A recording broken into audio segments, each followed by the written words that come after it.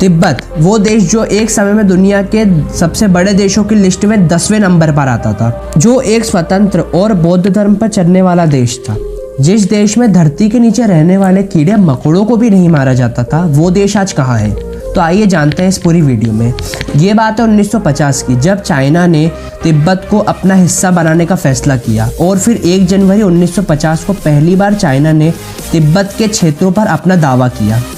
और फिर 7 मार्च 1950 को तिब्बत और चाइना के प्रतिनिधियों ने भारत के कालिम्पोंग में बातचीत करी,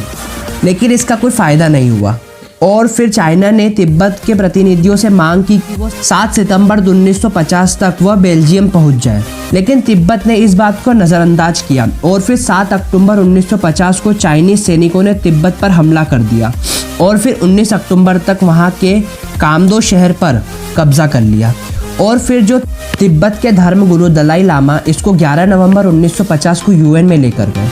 दलाई लामा एक हिसाब से ईश्वर के जीवित रूप के में देखे जाते हैं, जो बौद्ध धर्म का प्रचार करते हैं। ये बात है सन 1409 में सिक्खापा जेलगम स्कूल की स्थापना की गई और इसके माध्यम से बौद्ध धर्म का प्रचार किया जाता था और इस जगह को तिब्बत कहा जाता है। यहाँ के जो सबसे चर्चित छात्र थे गेंदुन द्वार, जो आगे चलकर सबसे पहले दलाई लामा बने और लोग इनको अपने नेता के रूप में भी देखते हैं। मुख्य रूप से इन्हें गुरु के रूप में देखा जाता है और दलाई लामा अपने लोगों को सही रास्ते पर चलने की सलाह देते हैं। लामा का मतलब होता है गुरु, क्योंकि 13वें दलाई लामा ने 1912 में तिब्बत को स्वतंत्र घोषित कर दिया था और उसके 40 साल बाद चाइना ने उस पर कब्जा कर लिया और वो कब्जा उन्होंने तब करा जब 14वें दलाई लामा के चुनाव की प्रक्रिया चल रही थी। लेकिन 23 मई 1951 को तिब्बत में शांति बनाए रखने के लिए उन्होंने समझौते पर हस्ताक्षर कर दिए, जिसके तहत तिब्बत अब चाइना का हिस्सा बन चुका था, पर दलाई लामा को तिब्बत के आंतरिक मामले संभालने का अधिकार दिया गया। और फिर 1956 में तिब्बतियों ने पूर्वी तिब्बत पर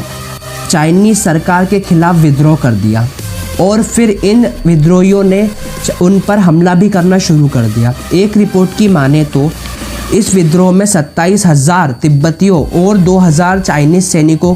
की मौत हो गई थी। और फिर 1956 में दलाई लामा के साथ बड़ी संख्या में तिब्बती लोग भारत आ गए और उस समय चाइना ने पूरी तरीके से तिब्बत पर कब्जा कर लिया।